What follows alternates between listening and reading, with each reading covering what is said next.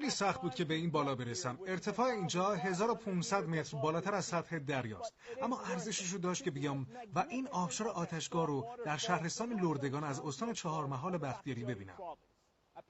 ظاهراً این آبشار مرتفع‌ترین آبشار ایران هست و هنوز 2 ساعت دیگه باید بالا برم تا به بالای این آبشار برسم.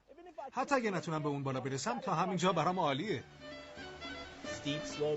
شیب زیاد، مسیر ناهموار صخره و سنگلاخ باعث شده که آبشار آتشگاه از بالا تا پایین دره 7 طبقه داشته باشه. ما فقط تونستیم تو طبقه سوم صعود کنیم. من سعی کردم ادامه بدم و بقیه آبشار رو هم ببینم، اما مسیر پر از صخره بود و بالا رفتن خطرناک به نظر می‌رسید. با توجه به اینکه تجهیزات صعود به کوهستان صخره‌ایمون هم همراهمون نبود، تصمیم گرفتیم صعود به طبقات بالاتر رو بذاریم برای دفعه بعد.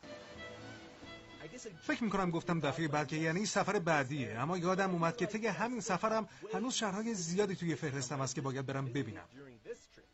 پس فعلا سفر بعدی و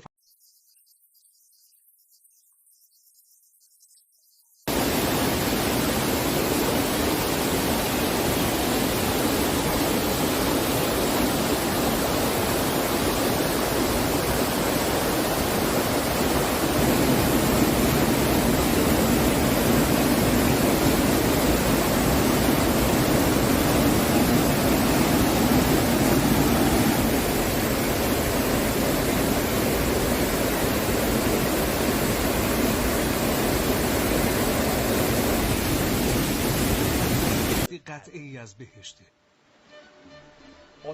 روستای آتشگاه در فاصله 40 کیلومتری از جنوب شهر لردگان واقع شده.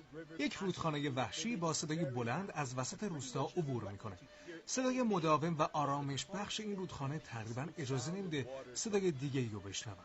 باید از کوه بالا بریم تا به منشأ این رود که یک آبشار فوق‌العاده باشه برسیم.